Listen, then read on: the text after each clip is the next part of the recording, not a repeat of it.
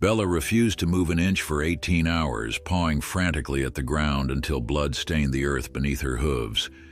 When Sarah finally dug beneath her mare's trembling legs, the gasping newborn foal buried alive made her heart stop as the horrifying truth dawned on her. Before we continue, don't forget to subscribe to the channel, like the video, and comment where in the world you're watching from. Let's go. The morning mist hung low over Willow Creek Ranch, painting the world in soft, hazy shades of gold and green. Sarah Morgan stood at the kitchen window, coffee mug warming her hands as she gazed out at the pasture. The ranch had been in her family for 3 generations, and although the work was hard, she couldn't imagine calling anywhere else home. Today, however, something felt different. A strange sense of unease had settled over her, like the calm before a storm. Her prized mare, Bella, was acting peculiar. Normally, the chestnut Arabian would be trotting along the fence line at this hour, eager for her morning feed. But today, Bella stood motionless in the center of the field, her head held unnaturally still, ears pricked forward in alert vigilance. She hadn't moved from that spot since dawn, which was now nearly 3 hours ago. "Tom," Sarah called to her husband, who was busy repairing a bridle at the kitchen table. "Something's wrong with Bella." Tom joined her at the window, his weathered hands resting on her shoulders. "Maybe she's just enjoying the morning sun," he suggested, but the concern in his voice betrayed his own unease. Sarah shook her head. "She's been standing in that exact spot for hours. I'm going to check on her." The grass was still wet with dew as Sarah made her way across the pasture, her boots leaving dark imprints on the silvery ground. As she approached, Bella turned her head slightly, acknowledging Sarah's presence but making no move to come to her as she normally would. The mare's eyes were wide, attentive, almost protective as she maintained her statuesque position. "Hey girl," Sarah called softly, extending her hand with a slice of apple, Bella's favorite treat. The horse nickered softly, but remained firmly planted. "What's going on with you today?" Sarah circled around the mare, looking for any signs of injury or distress. Bella's coat gleamed with health, and her legs showed no signs of swelling or pain. Yet still, she refused to move. When Sarah tried to lead her away with a gentle tug on her halter, Bella resisted, tossing her head and planting her hooves more firmly into the earth. In all her years of working with horses, Sarah had never seen such stubborn behavior from her usually compliant mare. "I'm going to call Dr. Reynolds," she told Tom when she returned to the house. "This isn't like her at all." Dr. Reynolds arrived within the hour, his old truck bumping down the gravel driveway. He'd been the local veterinarian for as long as anyone could remember, his knowledge of horses respected throughout the county. A tall man with silver hair and kind eyes, he carried an air of calm competence that immediately put both animals and their owners at ease. "So our Bella's being stubborn today, is she?" he asked, retrieving his medical bag from the truck. "It's more than stubbornness, Doc," Sarah explained as they walked toward the pasture. "It's like she's guarding something, but there's nothing there, just that patch of grass." Bella eyed them warily as they approached, her muscles tensing visibly. When Dr. Reynolds tried to examine her, she became agitated, sidestepping and snorting in warning. "Easy, girl," he soothed, backing away slightly. "We're just trying to help." After several attempts to approach, Dr. Reynolds stepped back, puzzled. "Her vitals seem normal from what I can observe. No signs of colic or obvious distress. This is behavioral, but I'm not sure what's triggering it." Throughout the day, Sarah returned to check on Bella every hour. The mare accepted water from a bucket Sarah brought to her, but refused to move even an inch from her position. By late afternoon, neighboring ranchers had heard about the strange situation and came to offer their opinions. "Could be she's found a snake nest," suggested Mike from the adjacent property. "Or maybe she's protecting a wounded animal," offered Eleanor, who ran the local riding school. But careful observation revealed no snakes, no injured creatures, nothing at all to explain Bella's behavior. As the sun began to set, casting long shadows across the pasture, Sarah felt her concern deepen. That night, Sarah couldn't sleep. She tossed and turned, her mind filled with worry for her beloved horse. At midnight, she gave up on sleep altogether and pulled on her boots and coat.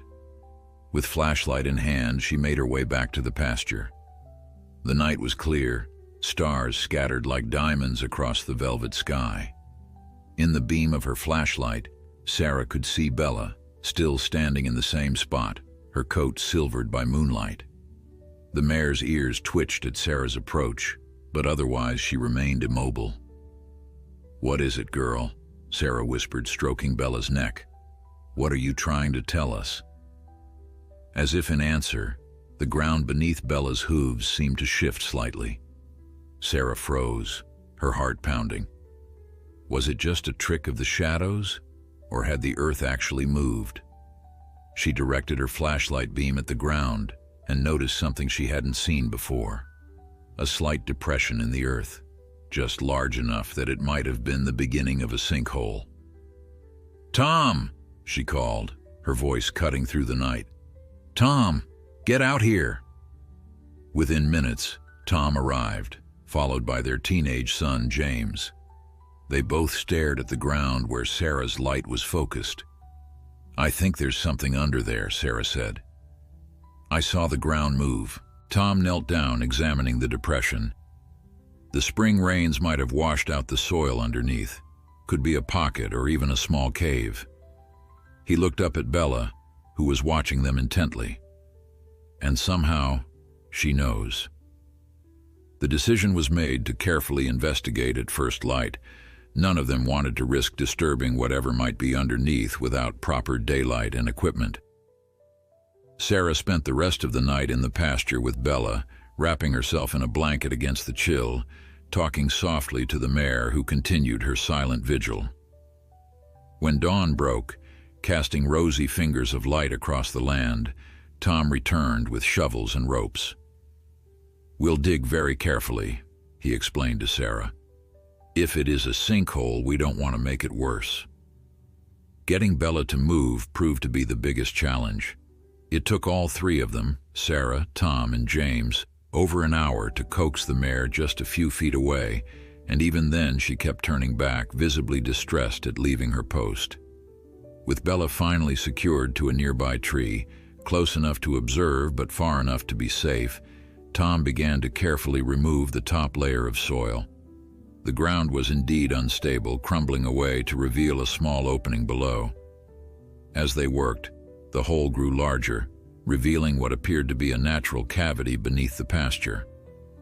"There's something down there," James said, his voice tight with excitement as he shone his flashlight into the darkness. "I can see something moving." Sarah felt her breath catch in her throat. What on earth could Bella have been protecting all this time? Tom leaned in closer, his flashlight beam cutting through the darkness of the small cavity.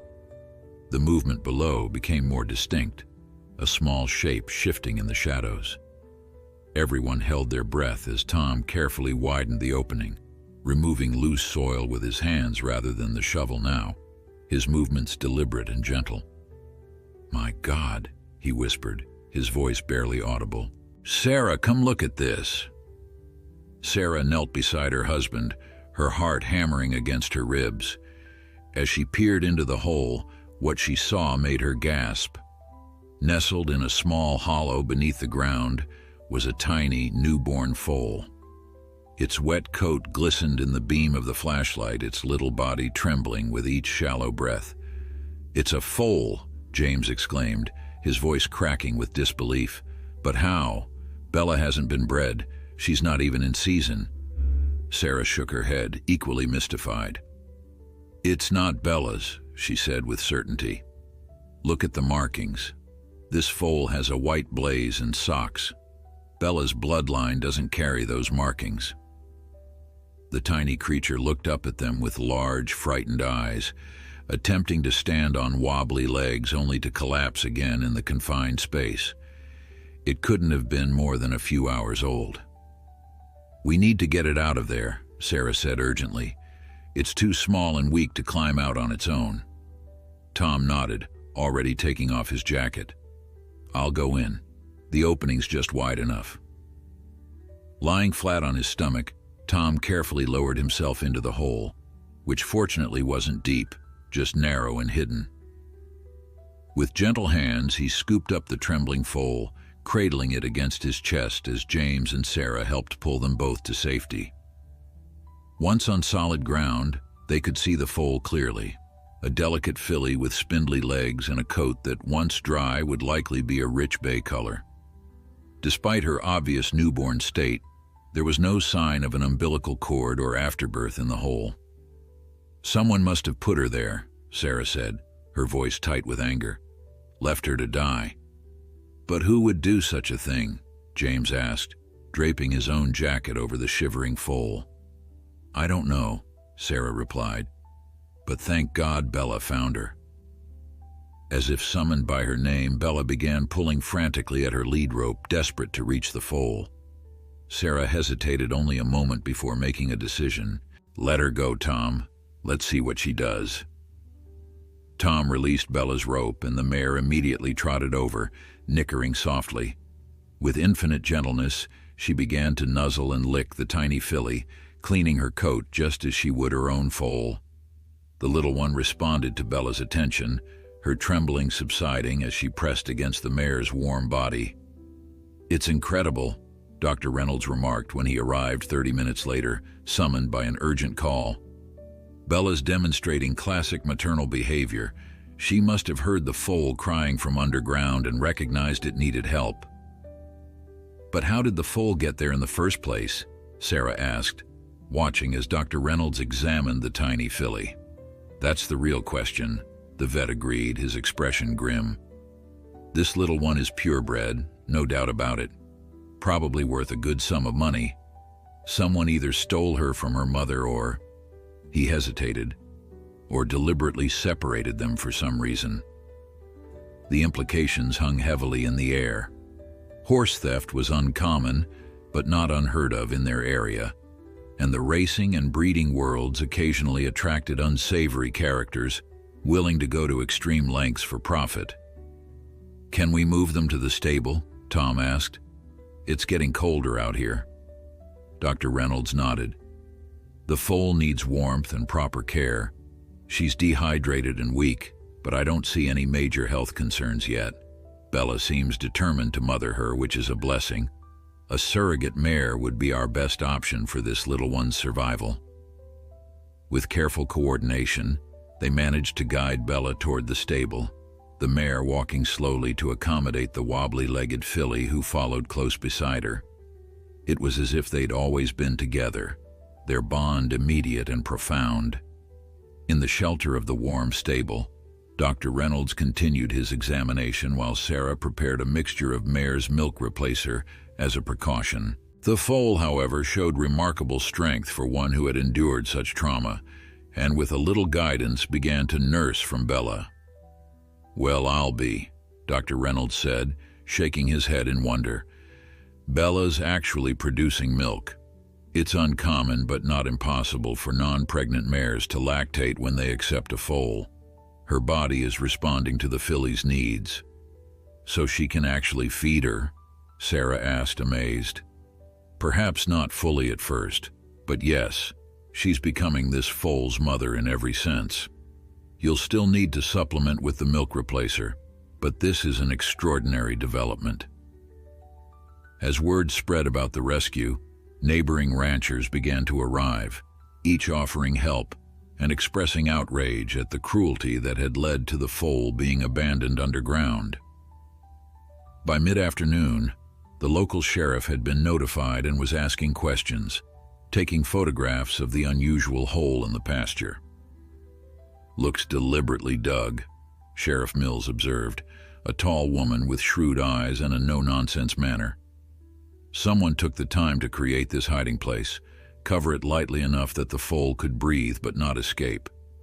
They didn't expect anyone to find her. Or they didn't care if she was found alive. Tom added grimly. Sheriff Mills nodded. I'll check with surrounding farms, see if anyone's reported a missing foal or mare. This little one is valuable stock. Someone knows where she came from. As evening approached, Sarah sat on a hay bale in the stable, watching Bella and the foal, whom they'd started calling Miracle, rest together in the soft bedding of the largest stall. The mare curled her body protectively around the tiny filly, who slept peacefully against her new mother's warm flank. I still can't believe it, James said softly, sitting beside his mother. How did Bella know? Why did she stand guard for so long? Sarah smiled, reaching out to stroke Bella's gleaming neck. Horses sense things we don't. They're more intuitive than we give them credit for. Bella heard that little one crying for help when none of us could.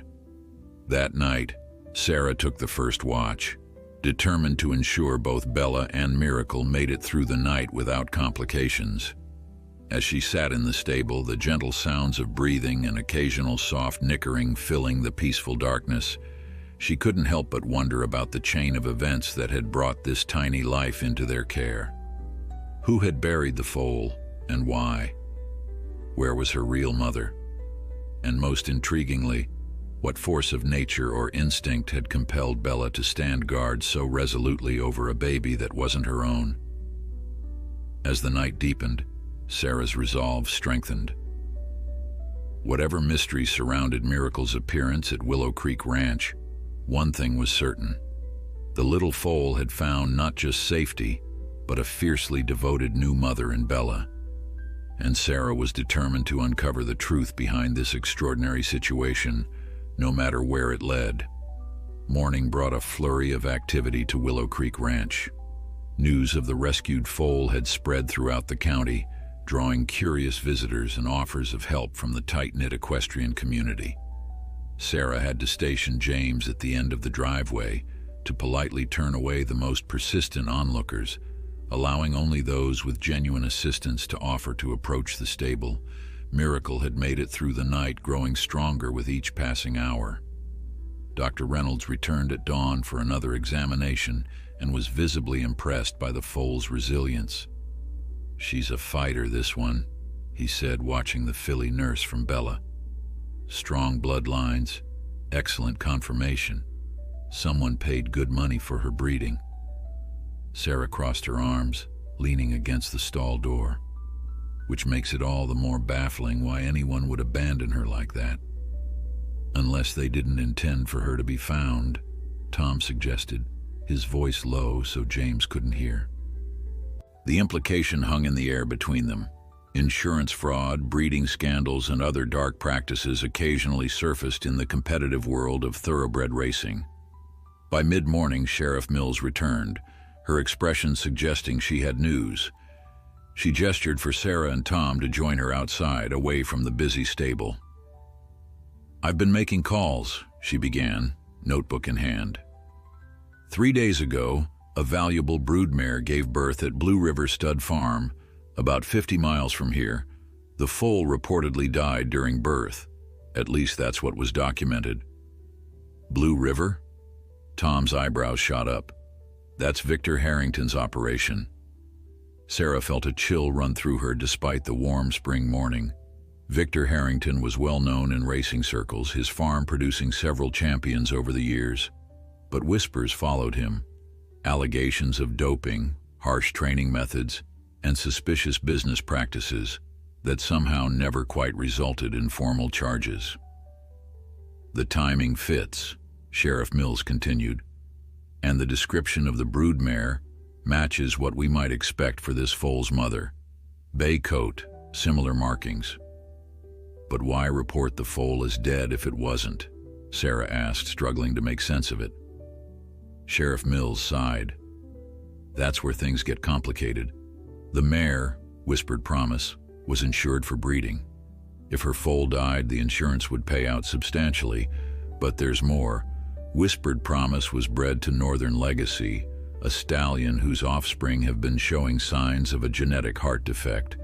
3 foals from his line died last year before reaching 2 years of age.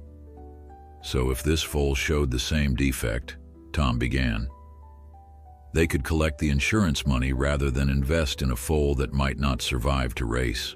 Sheriff Mills finished. But I need hard evidence before making accusations against someone as powerful as Harrington. Sarah's mind raced. The foal would need to be DNA tested to prove her parentage. Exactly. I've already requested permission for testing, but we need to tread carefully. Harrington has a lot of influence in this county. As Sheriff Mills departed, promising to return with more information, Sarah couldn't shake her unease. If Miracle truly belonged to Blue River Stud Farm, her presence at Willow Creek Ranch was a complication none of them had anticipated. "We should be prepared," Tom said quietly as they walked back to the stable. "If that foal is as valuable as we think, Harrington won't let her go easily once he knows she's alive." Inside the stable, the atmosphere was markedly different from the tension outside. Bella stood patiently as Miracle nursed, the mare's eyes half closed in what appeared to be contentment. James sat nearby on an overturned bucket, sketching the pair with the artistic talent he'd inherited from his grandmother. "They look like they belong together," he said as Sarah approached. "Like they've always been together." Sarah smiled, momentarily setting aside her worries. "Sometimes the families we choose are as strong as the ones we're born into." Throughout the day, Sarah found herself watching the road, half expecting to see unfamiliar vehicles approaching. She instructed everyone at the ranch to direct any strangers to the house rather than the stable, a precaution that Tom supported without question. By late afternoon, Dr. Reynolds returned with the supplies needed to take blood samples for DNA testing. Sheriff Mills expedited the request, he explained. The results should be back within a week. As he worked, the vet shared what he knew about Blue River Stud Farm. Harrington runs a tight ship, very exclusive, very private. Not many locals get hired there. Most of his staff come from outside the area, with experience at big operations in Kentucky or overseas. "Have you treated his horses?" Sarah asked. Dr. Reynolds shook his head. "He flies in specialists from Lexington for his valuable stock. I've only been called out for minor issues with the trail horses they keep for guests, but I've heard things." He paused, considering his words carefully. "The pressure to produce winners is immense. Where there's that kind of money involved, corners sometimes get cut." Just as Dr. Reynolds was finishing the blood collection, the sound of tires on gravel alerted them to a visitor. Sarah exchanged a quick glance with Tom, who moved to the stable door. "Black SUV," he reported. "Tinted windows, not local." Sarah's heart raced as she quickly closed Miracle's stall, ensuring both mare and foal were out of immediate sight. "James, go to the house," she instructed her son, who reluctantly complied after a reassuring nod from his father. A tall man in an expensive suit emerged from the vehicle, his silver hair catching the sunlight as he surveyed the property with the air of someone accustomed to ownership. Behind him, two younger men waited by the car, one holding a leather portfolio, the other standing with the alert posture of security personnel. "Victor Harrington," Dr. Reynolds whispered unnecessarily. Everyone in the county would recognize the man whose horses had won the Kentucky Derby twice in the last decade. Sarah straightened her shoulders and stepped forward to meet him, Tom at her side. She wouldn't be intimidated on her own property, regardless of Harrington's reputation or wealth. "Mr. Harrington," she greeted him with forced politeness. "What brings you to Willow Creek Ranch?" His smile didn't reach his eyes. "Mrs. Morgan, I presume? I apologize for arriving unannounced, but I've heard you may have come into possession of something that belongs to me. A foal, I believe, one that was mistakenly reported as deceased." "Mistakenly?" Tom echoed, his tone making it clear he doubted the explanation. Harrington's smile tightened. "A regrettable error in communication. My barn manager has been appropriately disciplined. Now I'd like to arrange for the foal's immediate return to Blue River, where her mother is quite distressed by her absence. Sarah felt a surge of protective anger. The foal we found was deliberately hidden in a hole in our pasture, Mr. Harrington, left to die. That doesn't sound like a communication error to me. For just a moment, something cold flickered across Harrington's features before his practiced smile returned. A serious allegation, Mrs. Morgan. One that could be considered defamatory without evidence. I'm simply here to retrieve valuable breeding stock that belongs to my farm. From the stable behind them came the sound of Bella's anxious nickering, as if the mare sensed the threat to her adopted foal. Sarah and Tom exchanged glances, a silent communication born of years together. Whatever game Harrington was playing, they weren't about to let miracle become a pawn. "Mr. Harrington," Sarah said firmly, "this foal was found buried alive on our property. Sheriff Mills is investigating the incident as a potential crime. Until that investigation is complete, the foal remains in our care." Harrington's pleasant facade flickered momentarily. "Sheriff Mills," he repeated, his tone suggesting the name meant little to him. "I understand your concern, Mrs. Morgan, but you must understand mine. That foal represents a significant investment. Her mother, Whispered Promise, is one of our most valuable broodmares." "Then perhaps you should explain why her foal was found buried in our pasture," Tom interjected, crossing his arms. "Because from where we're standing, it looks like someone from your operation tried to dispose of her."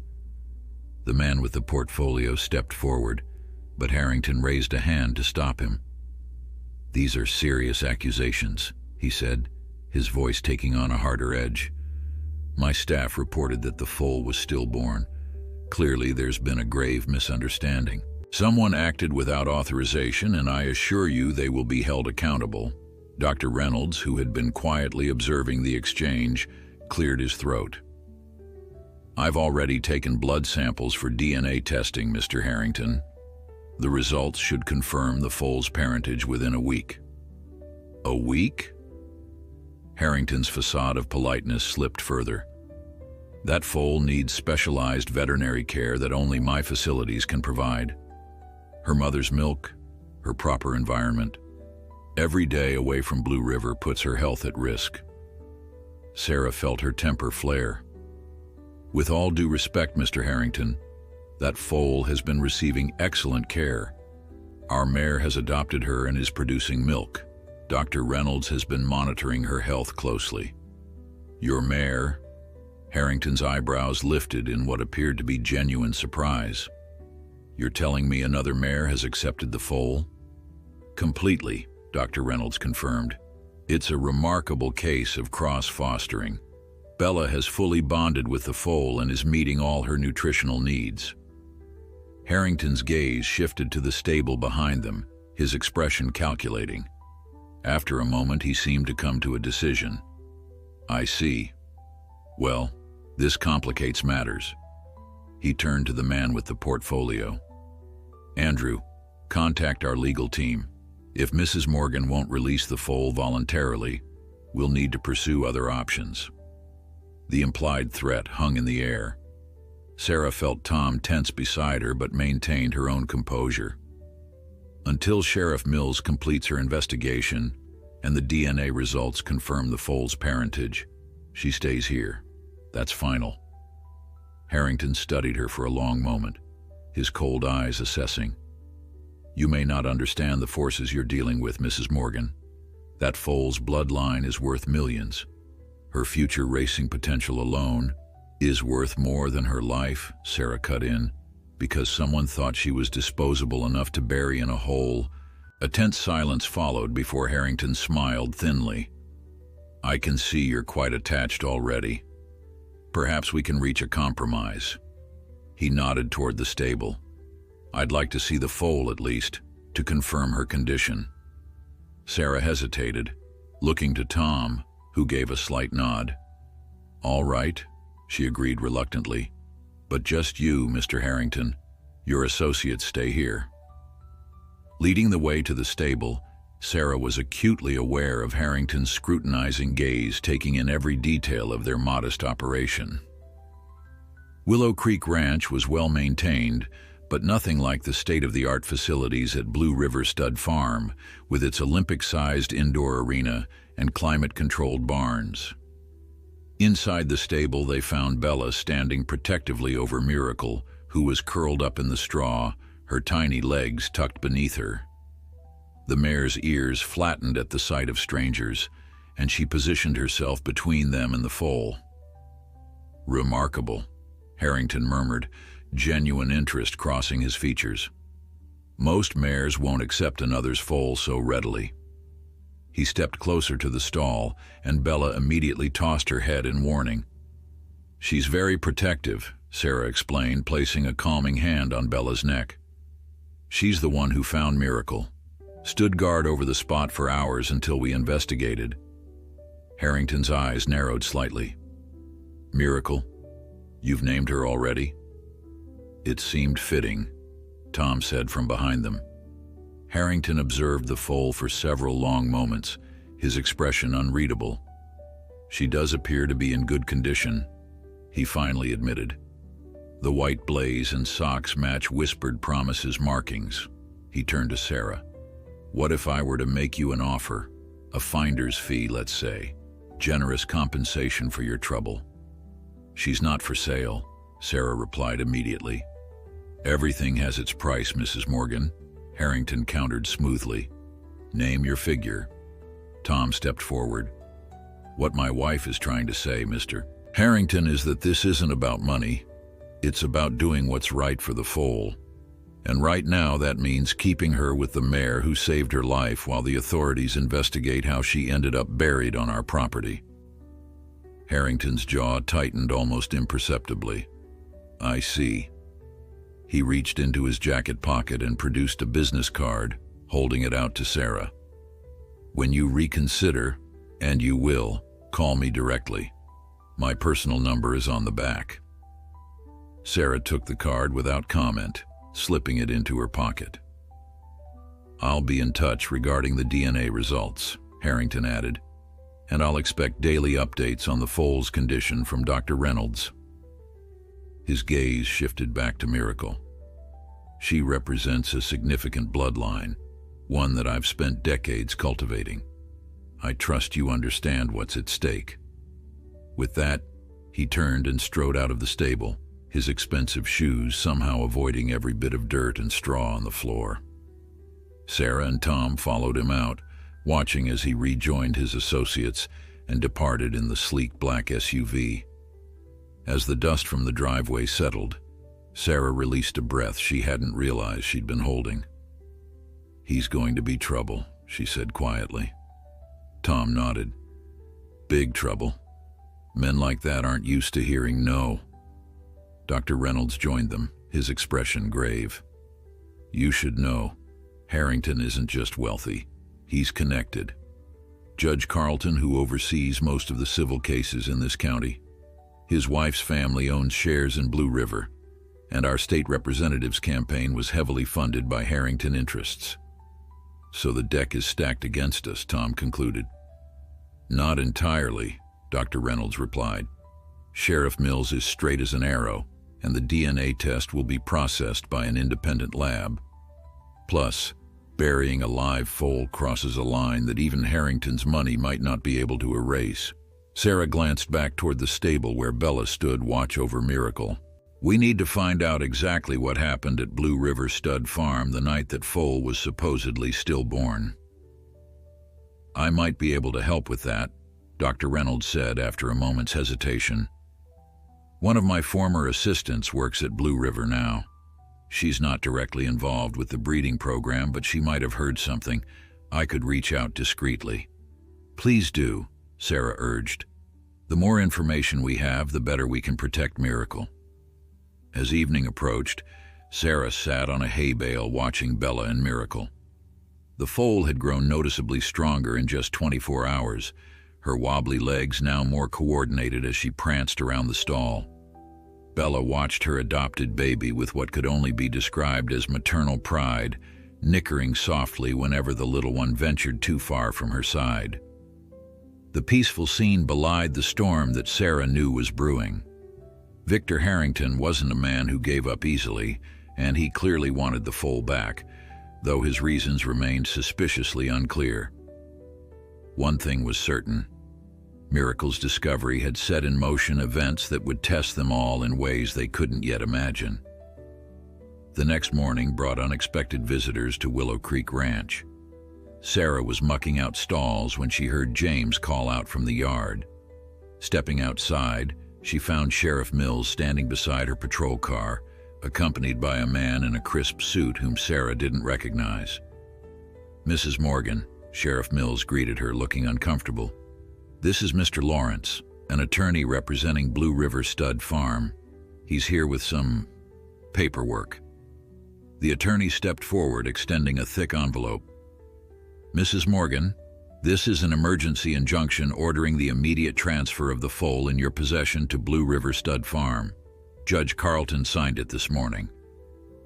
Sarah felt as though the ground had shifted beneath her feet. "That's impossible. The investigation isn't complete. The DNA tests haven't come back yet." "Unfortunately, the judge found Mr. Harrington's evidence compelling," Lawrence replied with practiced neutrality.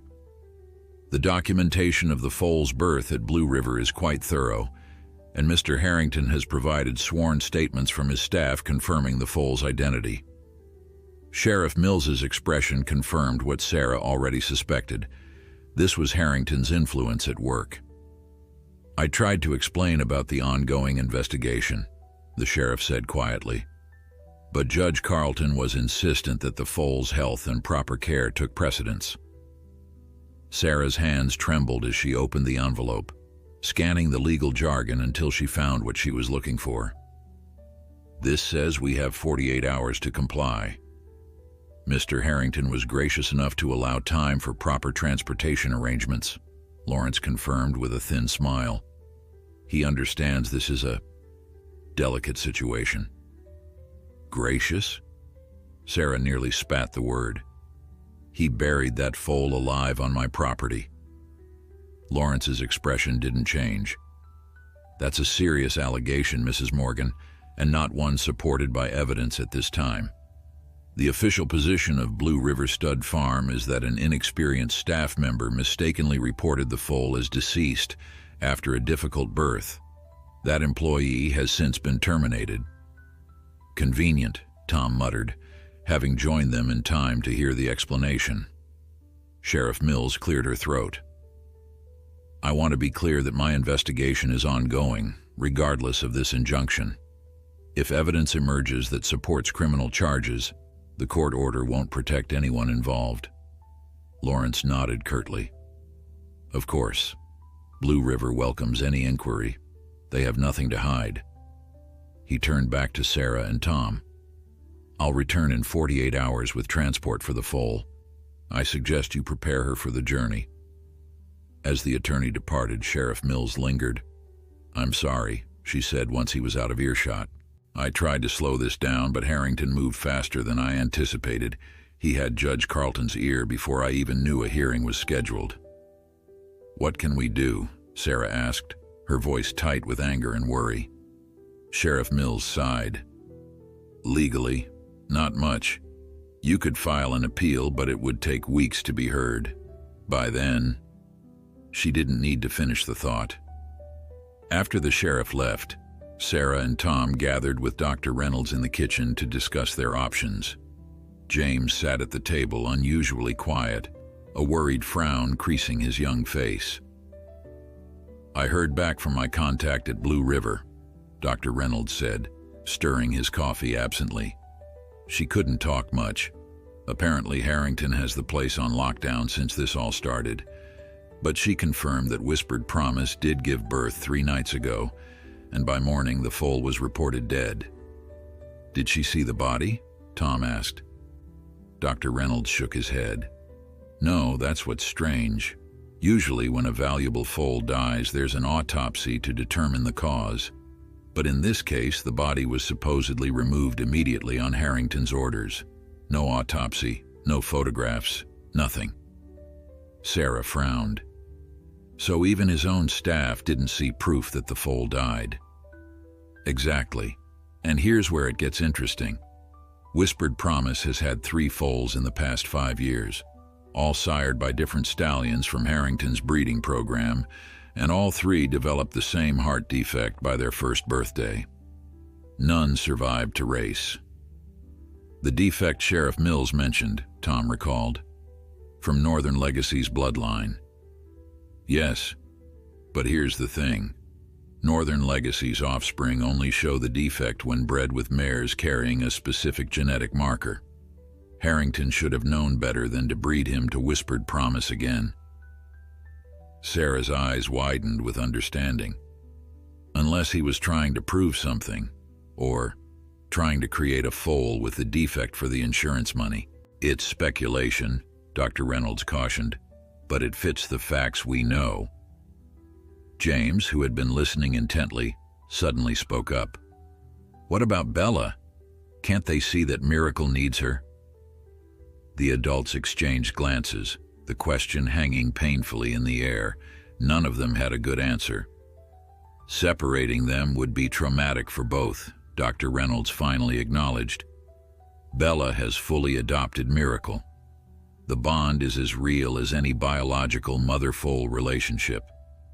Then we can't let them take her, James insisted, his young face resolute. Tom placed a hand on his son's shoulder.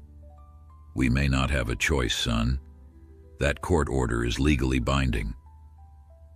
The conversation was interrupted by the ringing of Sarah's phone. She didn't recognize the number but answered anyway, her voice wary. Hello? Mrs. Morgan? This is Elena Vasquez. I worked at Blue River Stud Farm. The woman's voice was hushed, nervous. Dr. Reynolds gave me your number. I was there the night the foal was born. Sarah straightened, pressing the phone closer to her ear. I'm listening. I can't talk long, Elena continued, her words rushing together. But you need to know. The foal wasn't stillborn. She was perfectly healthy, just small. Mr. Harrington was furious when he saw her size. Said she'd never be a winner with a frame like that. Sarah's heart pounded. Did you see what happened to her after that? No. Harrington ordered everyone out except his barn manager, Mitchell. But I heard them talking about handling the problem and making an insurance claim. The next morning, they announced she had died during the night. Elena paused, her voice dropping even lower. I quit that day. Couldn't be part of whatever they did. But then I saw the news about a foal being found on your property. Would you be willing to tell Sheriff Mills what you just told me? Sarah asked, hope rising within her. A long pause followed. I'd lose everything, Elena finally said. Harrington would make sure I never worked with horses again. He buried a newborn foal alive, Sarah reminded her gently. If you don't speak up, he'll get away with it. And who knows what might happen to Miracle once she's back under his control. After another pause, Elena sighed. I'll think about it. That's all I can promise for now. When Sarah related the conversation to the others, Dr. Reynolds shook his head grimly. If what Elena says is true, then Harrington deliberately tried to kill that foal because she didn't meet his standards for a future racehorse. And now he wants her back, Tom said. Why? If she wasn't good enough before, what's changed? The publicity, Sarah realized. The miracle foal rescued from underground. If she survives and thrives, it's a story that would follow her racing career. Harrington wouldn't want to miss that marketing opportunity. Or, Dr. Reynolds suggested quietly, he needs to make sure there's no evidence of what he tried to do. The implication sent a chill through the room. If Elena didn't come forward, they had no proof beyond circumstantial evidence and speculation. And in less than 48 hours, Miracle would be back in the hands of the man who had tried to kill her. That evening, As a soft rain began to fall over the ranch, Sarah sat with Bella and Miracle, the weight of helplessness pressing down on her. The mare seemed to sense her distress, gently nudging Sarah's shoulder with her muzzle while Miracle nursed contentedly, oblivious to the dangers that threatened her young life. Dawn broke with a clarity that seemed to mock the turmoil at Willow Creek Ranch. With just over 24 hours remaining before they would be forced to surrender Miracle, Sarah moved through her morning chores with mechanical precision, her mind racing through possibilities, each one leading to the same dead end. The legal system, manipulated by Harrington's influence, had failed them. Tom had spent half the night on the phone with every attorney in the county, but the answer was always the same. Without concrete evidence of wrongdoing, they couldn't fight the injunction. Their only hope rested with Elena Vasquez, who hadn't called back since their brief conversation. "Mom," James called from the stable doorway, interrupting her thoughts. "Dr. Reynolds is here, and he's not alone." Sarah followed her son outside to find the veterinarian's truck parked beside an unfamiliar sedan. Dr. Reynolds stood talking with a petite woman whose dark hair was pulled back in a practical ponytail, her posture tense as she glanced around the property. "Sarah," Dr. Reynolds said, relief evident in his voice. "This is Elena Vasquez." The woman extended her hand, her grip firm despite the anxiety evident in her eyes. "Mrs. Morgan, I apologize for arriving unannounced, but I thought it would be safer than calling again." "Safer?" Sarah echoed, leading them toward the house where Tom was already brewing coffee.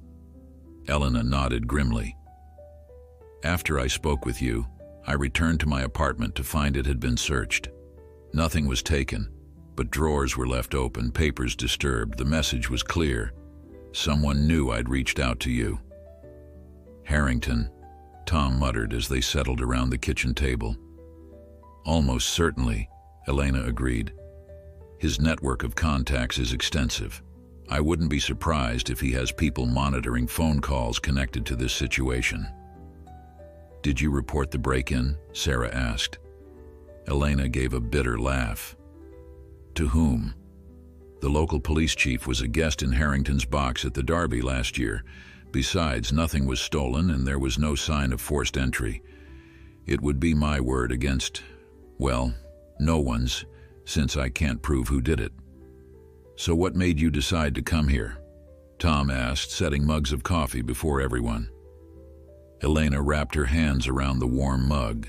"Because what Harrington tried to do to that foal isn't just unethical, it's monstrous. And if he gets her back—" She didn't finish the thought, but she didn't need to. Everyone understood the implication. "I've called Sheriff Mills," Dr. Reynolds said. "She's on her way to take Elena's statement officially. It may not be enough to overturn the injunction immediately, but it starts building a case." Sarah felt a glimmer of hope for the first time since the attorney's visit. "Can you tell us exactly what happened that night?" Elena took a deep breath. "Whispered Promise went into labor around midnight. It was a difficult birth. The foal was in the correct position, but the mare was struggling. I was assisting Mitchell, the barn manager, when Mr. Harrington arrived. He never usually attends births, so his presence made everyone nervous." She paused, taking a sip of coffee before continuing. "When the foal finally emerged, she was small but perfect. No visible defects, good lung function, alert. But Harrington took one look at her, and his expression changed. He started questioning Mitchell about the foal's size, berating him about the breeding program failing again." "Did he specifically mention the heart defect?" Dr. Reynolds asked. Elena nodded. "He said something like, 'Another Northern Legacy disappointment. We'll be lucky if this one makes it to the track before her heart gives out.' Then he ordered everyone out except Mitchell. I lingered just long enough to hear him say the insurance would cover their losses if the foal didn't survive the night." The gravity of her words settled over the kitchen. What Elena described wasn't just callous business, it was criminal. The next morning, she continued. Mitchell announced the foal had died suddenly. No explanation, no autopsy. Just a brief statement that the body had already been removed from the property, per Mr. Harrington's instructions. I handed in my resignation that afternoon. Did you actually see them take the foal away? Tom asked. Elena shook her head. No. But one of the night security guards, Luis, mentioned seeing Mitchell and another man loading something into a truck around 2 a.m. They drove off property for about an hour, then returned without whatever they'd been carrying. Sarah exchanged a glance with Tom. The timeline matched perfectly with when Bella had first begun standing guard in their pasture. The sound of tires on gravel announced Sheriff Mills's arrival. As Elena repeated her story for official documentation, Sarah stepped outside for a moment of air. The weight of what they'd learned settled heavily on her shoulders. Not only had Harrington attempted to kill Miracle, but he'd done it coldly, calculatingly for financial gain. James found her there, his young face troubled. Is Elena going to help us keep Miracle? Sarah wrapped an arm around her son. She's trying, honey. But Harrington is powerful, and the legal system doesn't always work as quickly as we'd like. Can't we just hide Miracle? He suggested, with the straightforward logic of youth. Take her and Bella somewhere else until the sheriff arrests Harrington? Sarah smiled sadly. That would be kidnapping in the eyes of the law. We'd be the criminals then. James kicked at the dirt, frustrated. It's not fair. Bella saved her life. They belong together. I know, Sarah agreed softly. Sometimes life isn't fair, but that doesn't mean we stop fighting for what's right. Inside the stable, Miracle demonstrated just how much she'd recovered, prancing around Bella with the boundless energy of a healthy foal. Her coat gleamed from Bella's attentive grooming, and her eyes sparkled with life, a stark contrast to the weak, trembling creature they'd pulled from the ground just days ago. Bella watched her adopted baby with obvious pride, occasionally nudging the adventurous foal back when she wandered too far. The mare's maternal instincts had transformed her from a solitary, sometimes standoffish animal into a devoted mother. Dr. Reynolds joined Sarah at the stall door, observing the pair with professional interest. In all my years of veterinary practice, I've never seen a bond form so quickly between a mare and an unrelated foal. It's as if Bella recognized something in Miracle that called to her. Do you think they'll be all right if they're separated? Sarah asked, dreading the answer. The vet's hesitation was answer enough. Bella will mourn.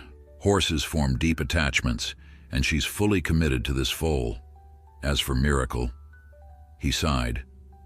Foals are resilient, but the stress of separation, combined with an unfamiliar environment and possibly harsh treatment, it's not ideal. Sheriff Mills emerged from the house, her expression grave but determined. Elena's statement gives us grounds to investigate further, she informed them. I'm heading to Blue River now to interview this security guard, Luis, and see what else I can uncover. In the meantime, she added, handing Sarah a folded document. This is a temporary stay on the injunction, good for 72 hours while new evidence is considered. Sarah unfolded the paper with trembling hands. How did you get this so quickly? Judge Ramsey owed me a favor, Sheriff Mills replied with a tight smile. He's one of the few in the county Harrington hasn't bought. It's not a permanent solution, but it buys us time. Time, Sarah thought as the sheriff departed. Time to build a stronger case. Time to pray for the DNA results to arrive early. Time to prepare for the possibility that, despite their best efforts, Miracle might still be taken from them. As the day waned, Sarah sat watching Bella and Miracle together, committing every moment to memory, just in case. The battle for Miracle's future was far from over, and Harrington would not take this setback lightly. Whatever came next would test their resolve like nothing before. Victor Harrington's response to the temporary stay was swift and merciless. By noon the next day, News vans from 3 different stations lined the road outside Willow Creek Ranch. Reporters clamoring for comments about what was being described as a custody battle over a miracle foal. Social media buzzed with distorted versions of the story, many painting the Morgans as opportunists trying to keep a valuable racehorse from its rightful owner. "This is absurd," Sarah muttered, closing the curtains against the telephoto lenses aimed at their home. "How did this become about us stealing from him when he's the one who tried to kill Miracle?" Tom grimaced, switching off the local news channel where Harrington was giving a polished interview. "He's controlling the narrative. Notice he never directly mentions the investigation or how the foal ended up on our property. Just keeps emphasizing how distraught Whispered Promise is without her baby. A mare he was perfectly willing to let believe her foal was dead," Sarah countered bitterly. Elena, who had been staying with them since giving her statement, looked up from her laptop. "He's launched a social media campaign too. Bring Miracle Home is trending locally."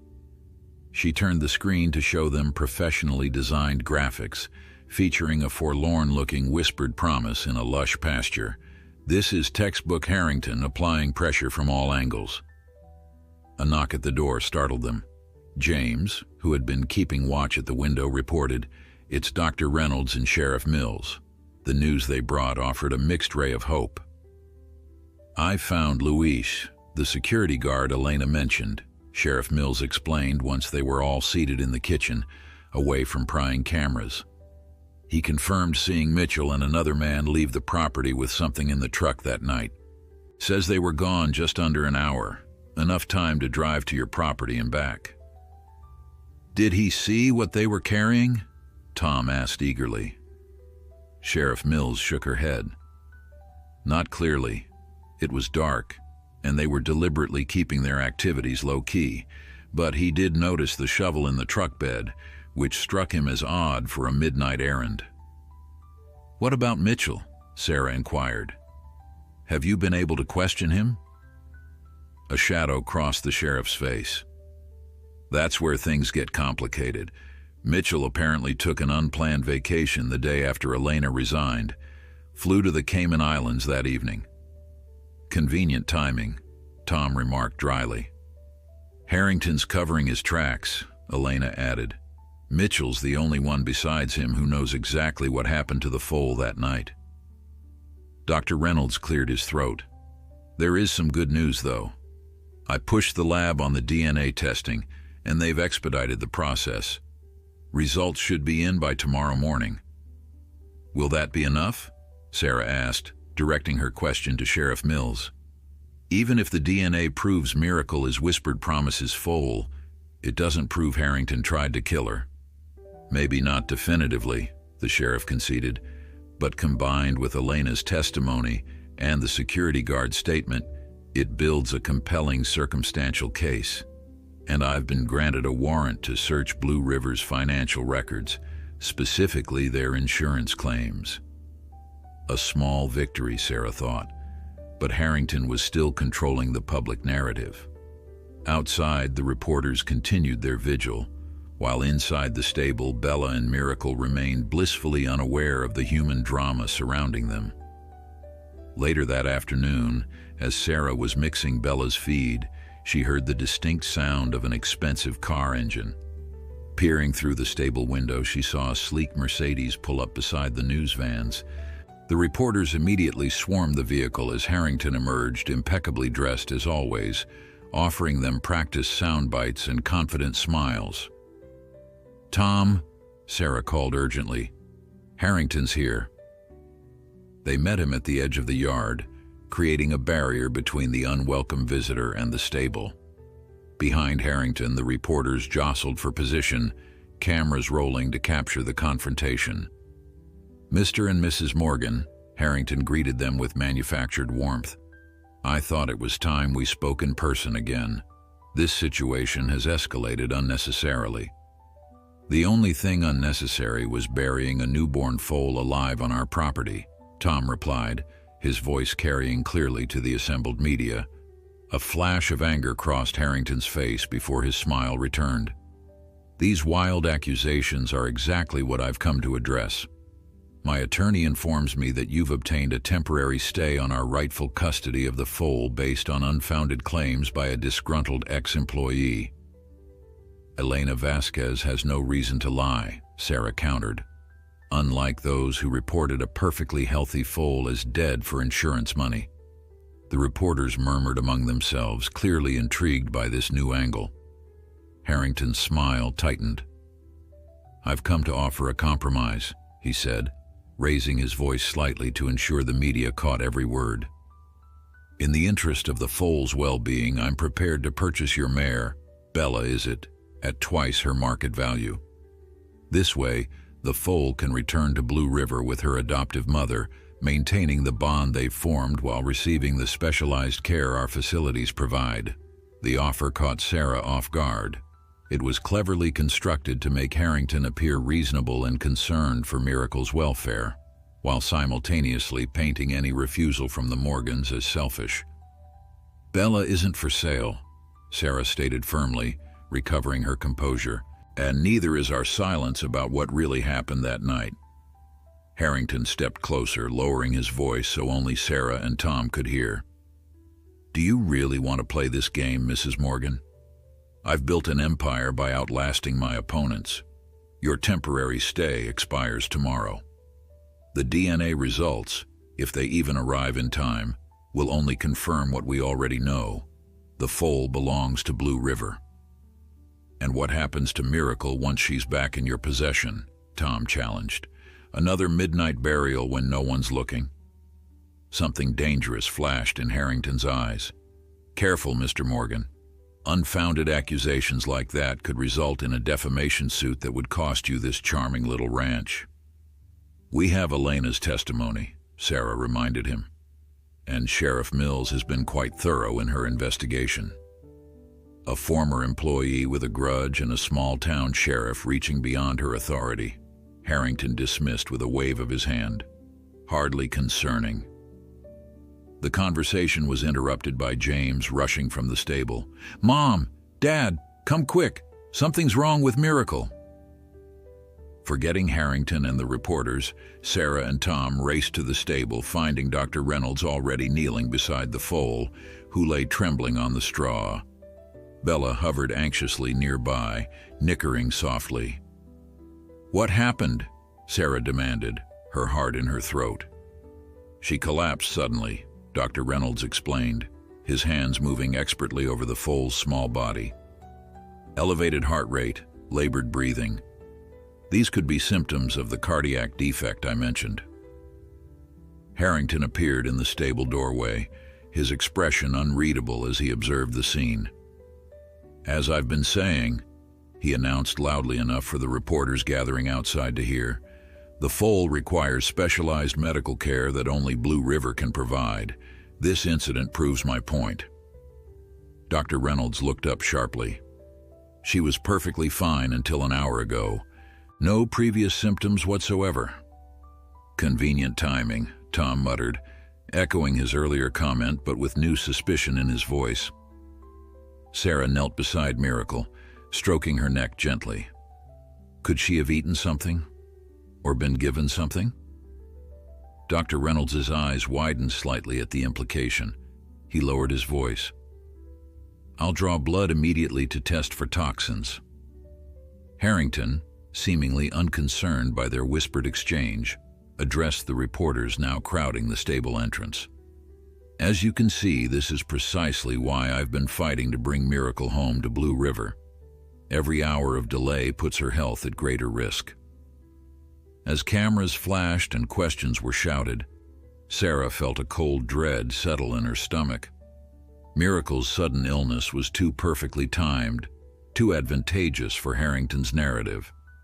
But proving that someone had deliberately harmed the foal would be nearly impossible, just like proving he had ordered her burial in the first place.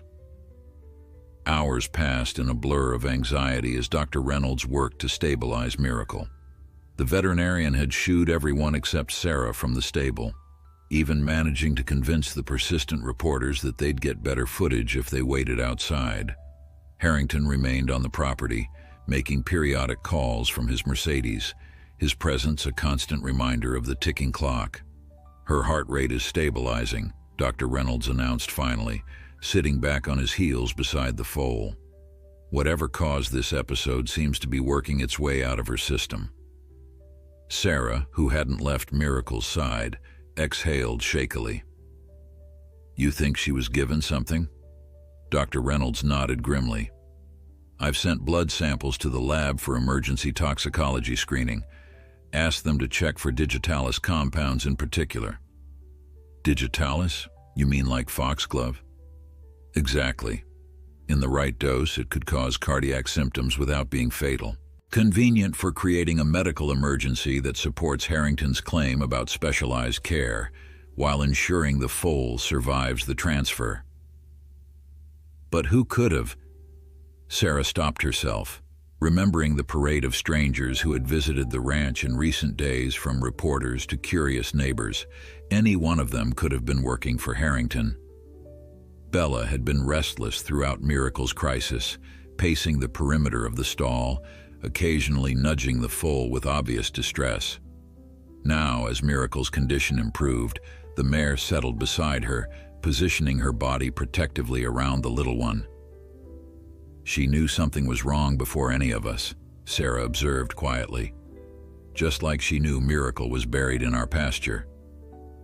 Dr. Reynolds smiled tiredly. "Some bonds transcend explanation. The real question is what happens next." The stable door opened, admitting Tom and Sheriff Mills, both wearing expressions of cautious hope. "The lab called," Sheriff Mills announced. "DNA results are in early, and they confirm what we already knew. Miracle is indeed Whispered Promises foal." "That's a double-edged sword," Dr. Reynolds commented. "It confirms the foal belongs to Blue River, legally speaking."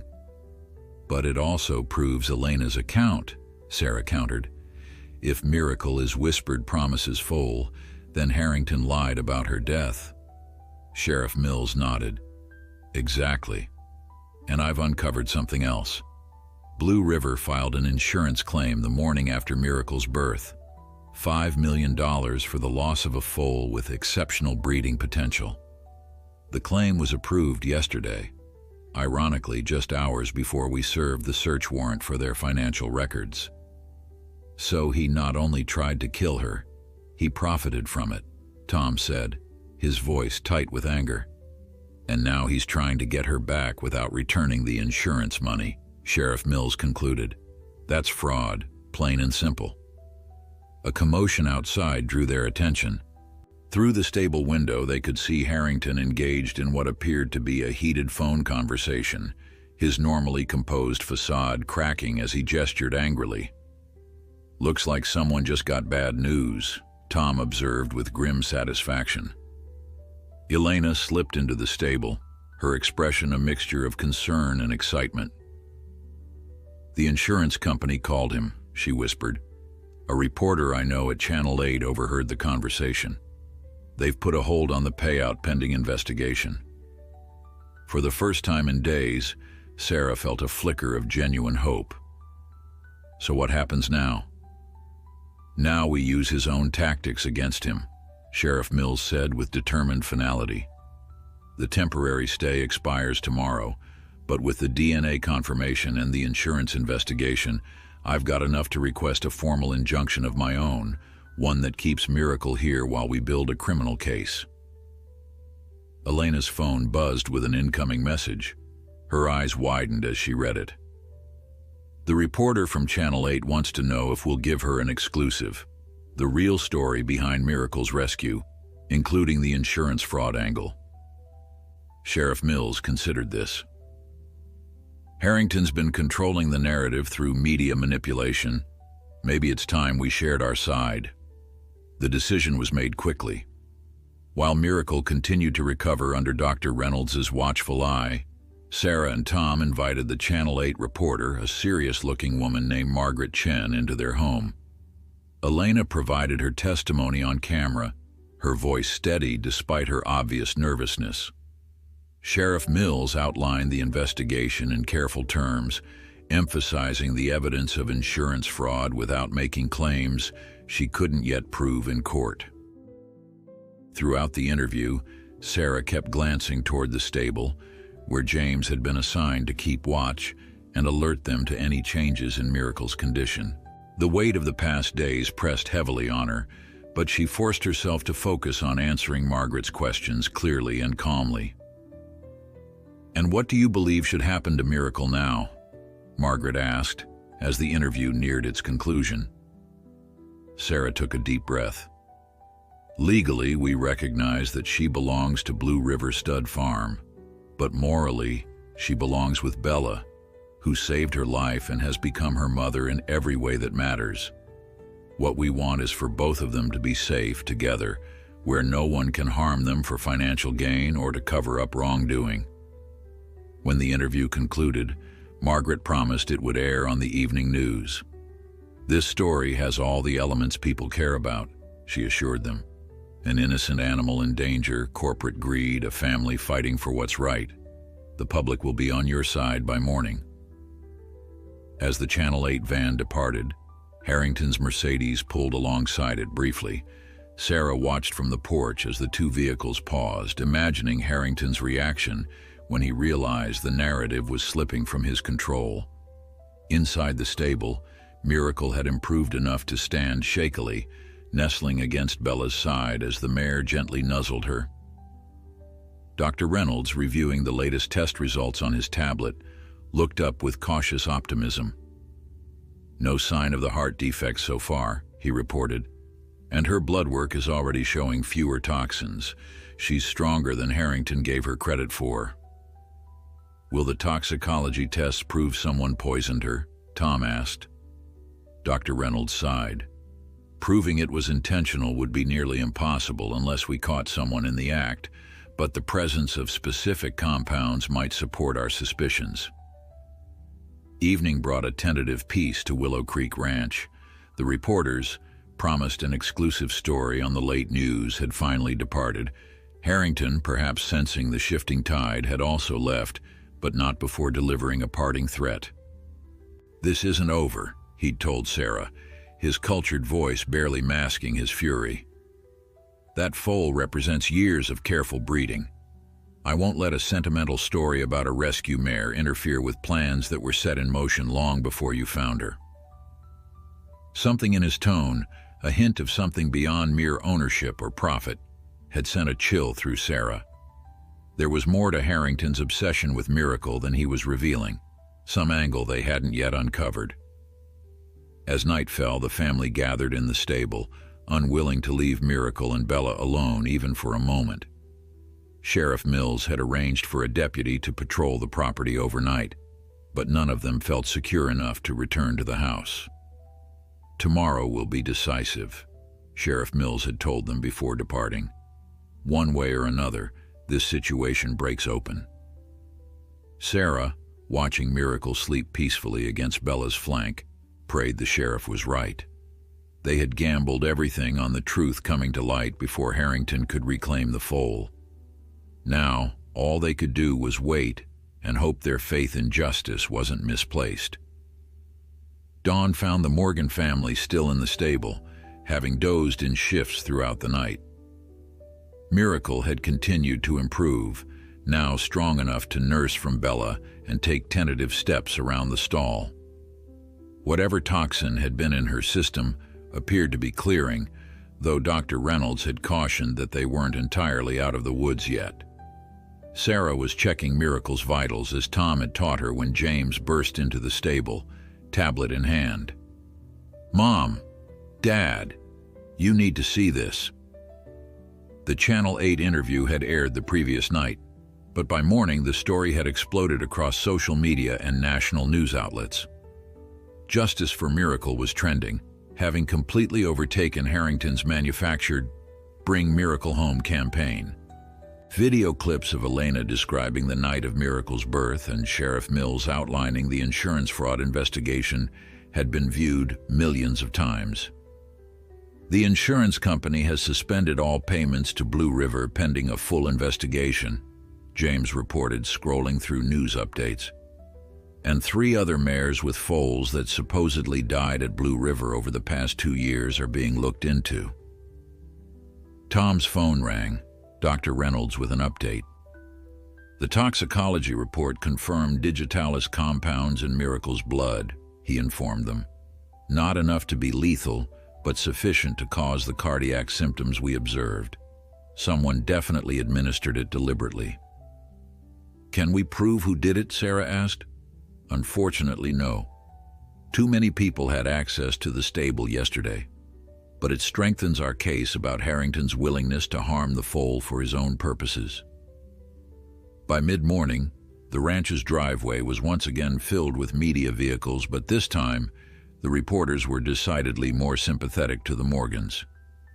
Sarah had just finished giving a brief statement when Sheriff Mills's patrol car pulled up, followed by an unmarked sedan. That's Agent Diaz from the Insurance Fraud Division, Sheriff Mills explained after introductions. The Miracle case has been escalated to a federal investigation due to the interstate nature of the insurance policies and the substantial sums involved. Agent Diaz, a serious woman with keen eyes and a no-nonsense demeanor, didn't waste time with pleasantries. We've frozen all of Blue River's accounts pending investigation. Based on preliminary findings, this appears to be part of a pattern, not an isolated incident. A pattern? Sarah echoed. We've identified at least 7 suspicious insurance claims over the past 5 years, all involving foals with supposed congenital defects. The total payout exceeds $20 million. Tom whistled softly. So this was never just about Miracle? No, Agent Diaz confirmed. This appears to be a sophisticated fraud scheme. Harrington has been systematically breeding horses with known genetic incompatibilities, then eliminating foals that don't meet his standards while collecting insurance payouts. Miracle was just the latest victim, except she survived. The implications were staggering. Not only had Harrington attempted to kill Miracle for insurance money, but he'd been executing similar schemes for years, sacrificing innocent animals for profit. There's more, Sheriff Mills added. We obtained a warrant for Harrington's personal communications based on the evidence Elena provided. His emails reveal he's been working on experimental genetic manipulation, trying to breed out the heart defect while maintaining the speed and endurance traits that make his bloodlines valuable. That's why he suddenly wanted Miracle back, Sarah realized. Not for publicity or to cover his tracks, but because she survived despite the genetic markers for the defect. Exactly, Sheriff Mills nodded. According to the geneticist we consulted, Miracle may carry the defective gene but doesn't express it phenotypically, meaning she doesn't actually develop the heart condition. That makes her incredibly valuable for his breeding program. A loophole in the genetic code, Dr. Reynolds mused, having joined them midway through the explanation. If he could isolate that protective factor and breed it into his bloodlines, he'd have horses with the speed of Northern Legacy but none of the health issues, Tom finished, worth millions in breeding fees alone. Their discussion was interrupted by the sound of screeching tires. A black SUV barreled down the driveway, coming to an abrupt halt beside the collection of official vehicles. Victor Harrington emerged, his usual polished appearance noticeably disheveled, his face flushed with anger. "What have you done?" he demanded, storming toward Sarah. 2 deputies moved quickly to intercept him. "Do you have any idea what you've destroyed? Years of research, millions in investment." "And how many innocent foals, Mr. Harrington?" Sarah countered, finding courage in the presence of law enforcement. "How many did you bury alive or otherwise dispose of because they didn't fit your profit model?" Harrington's eyes darted between the officials surrounding him, clearly recognizing the severity of his situation, but unwilling to concede. "You don't understand. What I'm doing transcends individual animals.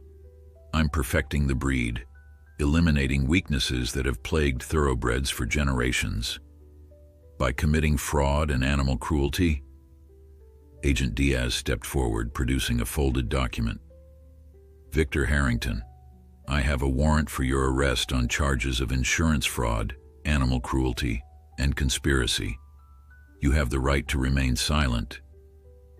As Harrington was led away in handcuffs, still protesting about the importance of his work, Sarah felt a strange emptiness where the anger and fear had been. The man had caused so much pain, yet in his mind, he remained the hero of his own story, a visionary misunderstood by those unable to appreciate his grand design. Inside the stable, blissfully unaware of the human drama unfolding outside, Bella stood watch over Miracle as the foal took increasingly confident steps around the stall. The bond between them had only strengthened through Miracle's illness, Bella's protective instincts heightened by the perceived threat to her adopted baby. What happens to Whispered Promise and the other horses at Blue River? Sarah asked Sheriff Mills once Harrington had been taken away. The farm will be placed under court-appointed management while the case proceeds, the sheriff explained. The horses will be cared for, but given the circumstances, the court might be open to alternative arrangements for certain animals, particularly those directly involved in the case. Hope flickered in Sarah's chest. You mean Whispered Promise might be able to come here? To be with her foal? It's possible. We'd need to petition the court, but given the unusual circumstances and the bond that's formed between Miracle and Bella, there's precedent for keeping them together. The thought of reuniting Miracle with her birth mother while maintaining her relationship with Bella was almost too perfect to imagine. Yet after everything they'd endured, perhaps such a happy ending wasn't entirely out of reach.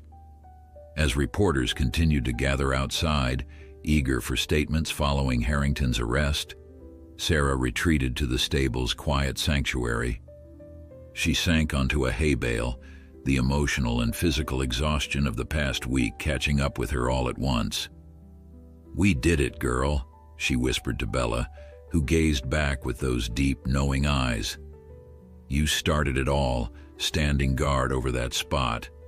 Without you, none of this would have happened." Bella nickered softly as if in agreement, while Miracle wobbled over to Sarah on still uncertain legs, nudging her hand with a velvety muzzle. Such an innocent creature, unaware of how close she'd come to death or how her survival had exposed a years-long scheme of cruelty and fraud. Tom joined Sarah, wrapping an arm around her shoulders. "Sheriff Mills says the reporters want one more statement before they'll leave us in peace, something about the family that saved Miracle." Sarah leaned into her husband's embrace. "We didn't save her. Bella did. We just followed her lead." "Then that's what we'll tell them," Tom said simply. "The truth about the mare who refused to move until her Miracle was found." 1 year later, the summer sun bathed Willow Creek Ranch in golden light as Sarah sat on the porch, watching 3 horses grazing peacefully in the meadow. Miracle, no longer the fragile newborn they'd rescued from beneath the earth, had blossomed into a spirited yearling with a gleaming coat and the unmistakable athletic build of her bloodline.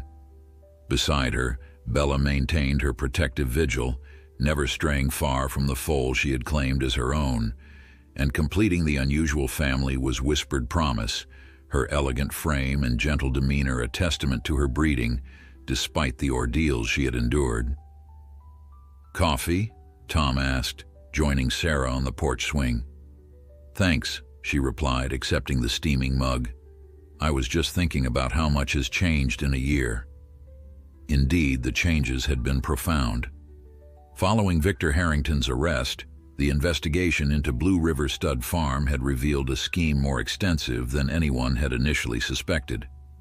Not only had Harrington been systematically eliminating foals with genetic defects for insurance payouts, but he had also been falsifying breeding records to hide the genetic incompatibilities he was deliberately creating. The scandal had rocked the thoroughbred racing world, prompting industry-wide reforms in breeding practices and insurance regulations. Blue River's horses had been dispersed through a court-supervised process, with many going to reputable farms committed to ethical breeding programs. For the Morgans, the most significant outcome had been the court's unprecedented decision to award them custody of not only Miracle but also Whispered Promise. The judge, moved by testimony about the unusual bond between Bella and Miracle, had ruled that separating them would constitute another form of cruelty. Including Whispered Promise in the arrangement had been partly pragmatic. The mayor's association with the fraud case made her difficult to place elsewhere, but also acknowledged the unique family unit that had formed. Dr. Reynolds called earlier, Tom mentioned, sipping his coffee. Said he's bringing some vet students by tomorrow to observe the Miracle Trio, as he's calling them in his paper. Sarah smiled. They've certainly earned their scientific interest. 3 genetically unrelated horses forming a functional family unit. It's remarkable by any standard. The academic attention was just one aspect of the changes Miracle had brought to their lives. The story had captured public imagination, resulting in a children's book, a documentary, and even a small foundation dedicated to rescuing and rehabilitating abandoned foals. The Morgans had embraced their unexpected platform, using it to advocate for stricter oversight in breeding programs and harsher penalties for animal cruelty. Harrington himself was serving a 10-year sentence for fraud, animal cruelty, and obstruction of justice. His fall from grace had been spectacular, with former associates rushing to distance themselves and reveal additional misdeeds once the initial charges were filed. The man who had once been the darling of racing society was now a cautionary tale taught in ethics courses at veterinary schools. "Mom! Dad!" James called, jogging up from the stable. At 16, he had grown taller over the past year, his interest in horses deepening from casual to passionate. Elena's here with the new camera equipment for the live stream. The Miracle Cam, as their social media followers called it, had started as a simple way to share updates about the unusual horse family. It had evolved into a popular channel with thousands of subscribers who tuned in daily to watch the interactions between Bella, Miracle, and Whispered Promise. The modest revenue it generated helped cover the increased costs of maintaining the expanded herd. Elena Vasquez, whose testimony had been crucial in bringing Harrington to justice, had found a new career managing the Morgans' outreach efforts. Her first-hand knowledge of the case, combined with her genuine love for horses, made her the perfect ambassador for their cause. "Perfect timing," Sarah said, rising from the porch swing. "I wanted to show everyone Miracle's new training progress." In the pasture, the yearling was already demonstrating remarkable athletic ability. Unlike her sire's other offspring, she showed no signs of the heart defect that had been her intended death sentence. Dr. Reynolds's ongoing monitoring confirmed what they had suspected. Miracle carried the genetic marker but had somehow escaped its expression, a medical anomaly that continued to fascinate researchers. What made her case even more interesting was her dual maternal influence. Whispered Promise had initially been hesitant around her daughter after arriving at Willow Creek, perhaps confused by the foal's strong bond with Bella.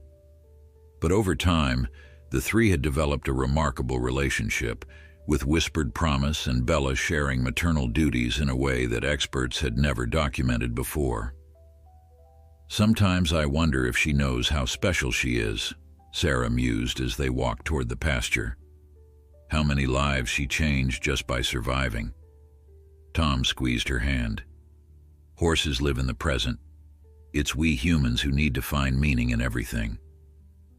"Maybe that's why we need them so much," Sarah replied, "to remind us to appreciate what's right in front of us." As they approached, Miracle trotted over to greet them, her movement displaying the natural grace that had made her bloodline so valuable. Behind her came Bella and Whispered Promise, moving in the synchronized way they had developed like dancers who had rehearsed their steps until they became instinctual. The afternoon unfolded in peaceful activity, setting up the new camera equipment, discussing upcoming events for the foundation, and simply enjoying the presence of the horses who had brought them all together. As the sun began to set, casting long shadows across the pasture, Sarah found herself returning to the spot where it had all begun. The ground showed no trace of the hole that had concealed Miracle, the earth long since healed and covered with fresh grass. Yet Sarah could still picture Bella standing there, immovable and determined, somehow knowing that beneath the surface lay a life worth saving. "Penny for your thoughts?" Elena asked, joining her. Sarah smiled. "I was just thinking about instinct. How Bella somehow knew Miracle was there. How she stood guard for hours without understanding why. Just following some deep innate knowledge that something was wrong and she needed to fix it." Elena nodded thoughtfully. "That's what amazes me most about this whole story. Not the fraud or the legal battles, but the simple fact that one animal refused to abandon another, even though they had no connection, no reason for that loyalty." As if hearing her name, Bella raised her head from grazing, ears pricked forward. Miracle pranced over to her adoptive mother, playfully butting her side before dashing away in a game of chase. Whispered promise completed the family circle, the three of them moving together in the golden evening light. "If there's a lesson in all this," Sarah said quietly, "maybe it's that family isn't always about blood. Sometimes it's about who stands by you when you're buried underground and the world has given up on you." The words hung in the air, a simple truth illuminated by the extraordinary bond they witnessed every day. As night fell over Willow Creek Ranch, the stars emerged one by one, shining down on the miracle that had begun with a mare who refused to move.